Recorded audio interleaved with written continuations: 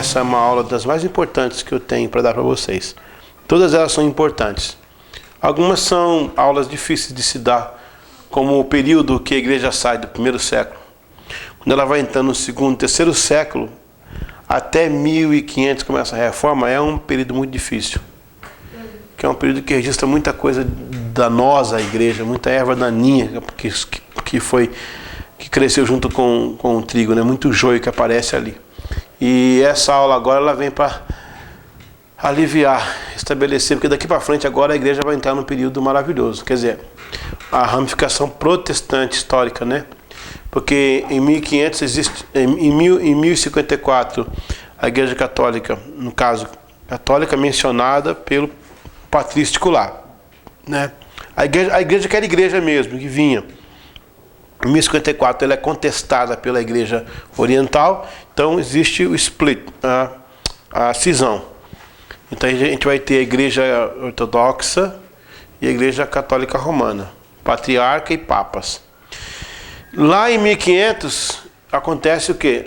A era da reforma, e aí muda o quadro, a ortodoxa e a católica continuam pelo seu caminho, mas nasce um povo diferenciado, que é o povo protestante, que vai inclusive contestar os desvios da igreja, contestar a questão da teologia. Aí vai ter a era puritana, que você já estudou, depois a era pietista, que está junto dentro nesse pacote, que ela vai nascer tudo junto. E dentro dos protestantes, então, existem algumas cisões teológicas, apenas alguns posicionamentos, como o calvinismo, o arminianismo, o batismo, o não batismo, a questão da glossolalia, a questão do pentecostalismo, e aí sim vai. Aí o estilo de vida, o estilo de missões. Então, por isso que eu falo que a partir de 1500 que tudo se clareia. Tem a reforma desastrosa do Henrique VIII, os radicais livres com os Zwingli, a reforma luterana. E são reformas diferenciadas, mas elas todas têm um princípio só, que é resgatar o que é mais puro, o que é mais correto, o que está mais dentro do nosso conceito, né? Vamos estudar então a era dos avivamentos. Eu considero na história da igreja 3 grandes avivamentos. Existem alguns que foram avivamentos mais locais, esses aqui foram bem abrangentes. Atualmente o pessoal fala na experiência de Toronto, fala o avivamento das Ilhas Fiji, o avivamento da Coreia, mas é contextual da nossa época. Eu estou aqui ainda em 1700. Final de 1600, final do século XVII, começo do século XVIII. E há 3 avivamentos que vão ser divisor de água na nossa história. Por quê? Eu vou falar sobre o avivamento morávio, que vai acontecer em 1727. Nós vamos falar sobre o avivamento metodista, que é de 1739. E o avivamento congregacional, de 1741.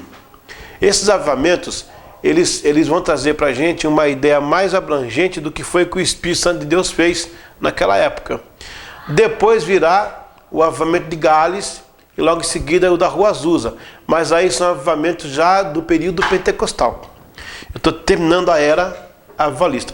Nós fizemos a era apostólica, a era patrística, a era católica, a era escriturística, a era da reforma, agora a era do avivamento. Aí tem a era do pentecostal e a era contemporânea. Então nós estamos agora na era do avivamento. Vamos estudar o que aconteceu logo após essa questão das escritas. Quando eu falo no período de 1620, quando eu falo de 1500 diante, eu estou falando também de uma reforma e de alguns tradutores. Eu não poderia deixar de citar João Ferreira de Almeida, né? João Ferreira de Almeida é um menino de 16 anos, que foi criado por tios, por parentes católicos, né?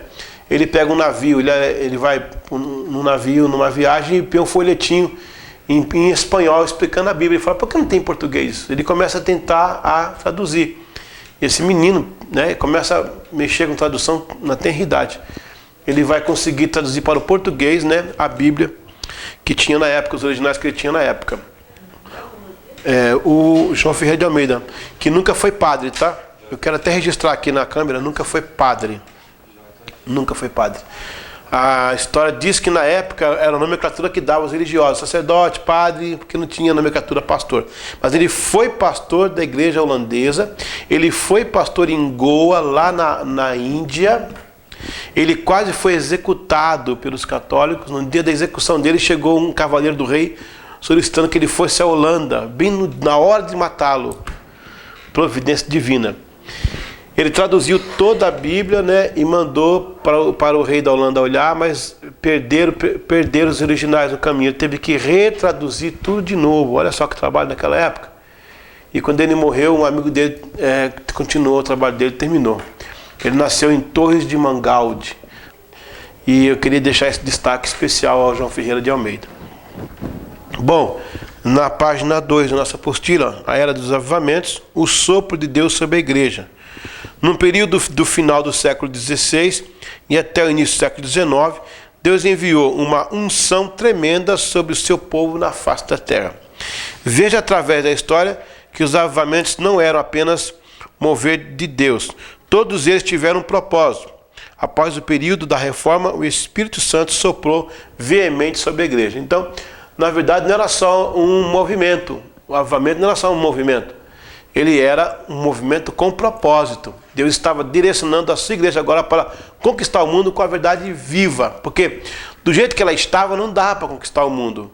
Qual foi a conquista que a igreja romana deixou? Era da espada, da perseguição, das cruzadas, né? As cruzadas vão iniciar em 1103, 1102. Elas vão ter uma projeção muito forte. Foram 11 cruzadas que foram feitas. E muito sangue foi derramado em nome de Deus, naquela ideia de reconquistar os santos locais. Mas aí também rolou muita geopolítica no meio. Era a igreja católica interessada e alguns países mandando os cavaleiros das cruzadas para conquistar locais. Então é uma história de uma igreja da Inquisição, por exemplo, que pegou os albigenses e começaram a questioná-los. Depois o Santo Ofício se estendeu por todo o Império para questionar aqueles que falavam alguma coisa contra a igreja oficial. Bom, essa é a história que tinha. Essa era a missão que ia se fazer, a missão da espada, a missão do sangue, do massacre, da tortura? Não. Deus permitiu que chegou até ali, levantou homens para reformar e depois de reformar, mandou o sopro do Espírito Santo. É maravilhoso essa trilogia. Vem todo aquele erro. Segundo, a reforma. Terceiro, o derramado do Espírito. Será que Deus ia derramar o Espírito Santo em cima de algo tão tenebroso que estava a igreja romana? Não. Então ele providenciou isso aí. Nós vamos então estudar 3 avivamentos que vieram na era avivalística, que é o avivamento morável, o avivamento metodista e o congregacional. Pergunta de prova: cite os 3 principais avivamentos da era avivalística. Aí você vai dizer: avivamento morável, metodista e congregacional. Muito bem. O avivamento morável, ele vai datar de 1727. Após um longo período de reforma protestante, a igreja voltando aos primórdios da palavra, Deus inicia um novo ciclo para avivar a sua obra. Notas do avivamento. Nicolas Ludwig von Zinzendorf, de origem forte luterana, vivia na Saxônia, num castelo na fronteira tcheca. Um pouco antes de morrer, seu pai, um homem influente no governo, na verdade secretário de Estado de Dresden, apresentou Zinzendorf ao Senhor, quando este tinha 6 semanas de nascido. Foi educado pela avó e uma tia, ambas do movimento pietista, de casa em casa, cujo líder era o Dr. Spener, que às vezes visitava a família. Então ele foi contemporâneo do Dr. Spener. É um dos que começou ou reavivou a obra dos pequenos grupos, certo? Criado por uma forte base luterana, Zinzendorf era um menino de oração e leitura da palavra. Ele estudou na escola Heilbronn quando tinha 15 anos e posteriormente continuou seus estudos na Universidade de Wittenberg, onde seu propósito era para o serviço diplomático. e conseguiu estudar Direito e Teologia. Wittenberg te lembra quem? Exatamente, Lutero. Obrigado. Lutero. Exatamente, Lutero. Por isso que é bom você ensinar que a classe aprende. Sua decisão firme em servir a Cristo veio através do impacto de uma frase que viu em Düsseldorf. Eu já estive pregando em Düsseldorf uma vez, na Alemanha, uma cidade interessante, bonita, e na época era tipo uma vila, mas existia já. Numa pintura de Cristo, com cenas dele coroado de espinhos, e embaixo uma inscrição: tudo isto fiz por ti, que fazes tu por mim? Tem até um hino que chama, né? Morri na cruz por ti, que fazes tu por mim? Aquele dia houve um despertamento na vida de Nicholas. Quem é o Nicholas? É o Zinzendorf. Logo depois de sua graduação, contraiu matrimônio com a condessa Erdmurth von Hels. Já jovem, iniciou seu trabalho de conselheiro em Dresden, e isto era um ofício. Nesta época, tinha apenas 22 anos de idade. Então, esse moço foi criado dentro de uma forte cultura luterana. Por quê? Nós estamos no século XVIII, aqui, ó, 1727, 1700, e ele já tem passado, então, um século e meio da Reforma Protestante, ou quase 2 séculos, que é a Reforma de Lutero. Então, a Reforma de Lutero ainda estava respondendo nessa época, mas olha, não havia ainda aquele envolvimento do Espírito Santo, né? essa derramar do Espírito. Era apenas algo ligado mais ao puritanismo, à ideologia de Lutero, de voltar aos primórdios da igreja. Sua avó possuía uma porção de terra em Bettersdorf, era uma gleba. Alguém já viu essa palavra gleba? Então, gleba significa um terreno do suzerano ao seu vassalo para que cultive. É um sistema comumente utilizado no período feudal. Era uma porção de terra que era tipo hoje chamar aproximadamente do uso de frutos, por aí. Mas Zinzendorf comprou-a e idealizou-a, além do cultivo, cuidar de uma comunidade de crentes da região. Assim ele realizava estudos bíblicos e, sendo um senhor feudal, colocou seu amigo João Roth como pastor. E Deus atendeu a esta comunidade e influenciou o mundo pelo poder da oração. Vocês sabem que os morávios, nesse caso aqui, eles não estão bem na Morávia aqui, tá? Estão mais na Boêmia. Mas é Morávia por causa da região. Muitos vinham daquela região do Morávia e ali eles se estabeleciam. Como está tudo perto, então se entende que também era Morávia. Vocês vão ver que este grupo impactou o mundo. Olha, se nós temos o metodismo hoje, e o avivamento, a gente deve os moravianos, entendeu? É uma dívida, porque João Wesley vai ter contato com eles lá no navio. Naquele dia que o navio estava com problema, lembra da tempestade?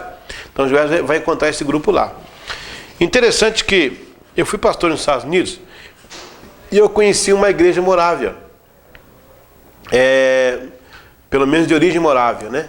Ficava em Orabelli. Orabelli é a cidade que eu vivi, do estado de Connecticut, onde nasceram meus 2 filhos, o Asaf e o Aaron, nasceram em Orabelli, são naturais de lá. Essa igreja tinha no púlpito, a gente emprestava para o culto em português. Havia um farol com uma luzinha ligada. E quando nós alugamos a igreja, o pastor fez uma grande recomendação. Ele disse assim: olha, por favor, nunca desligue essa luz. Ela não pode desligar. Ele sempre dava essa instrução: desligue tudo. Mostrava onde é que desligava as coisas, fechava a igreja, porque a gente fechava, tinha uma chave também. E ele vivia recomendando, mas essa luz aqui não pode desligar. Até que um dia eu falei: pastor, qual é o problema? A igreja toda fica escura e essa luz fica no púlpito ligada. Ele falou: é que nós somos de ramificação morávia. Durante 100 anos teve oração ininterrupta com os moravianos. E havia, no caso, na época era uma vela, não tinha hoje a luz. Então havia uma vela que era sempre mantida acesa, considerando como se fosse a oração dos santos. Hoje nós temos a luz elétrica, não precisa de vela. A gente deixa a gente ligada, lembrando a igreja que a chama não parou, que a chama não cessou. Fui para casa regozijando, saber que tinha um povo ainda assim. Glória a Deus, né? Aleluia, aleluia. Vamos entender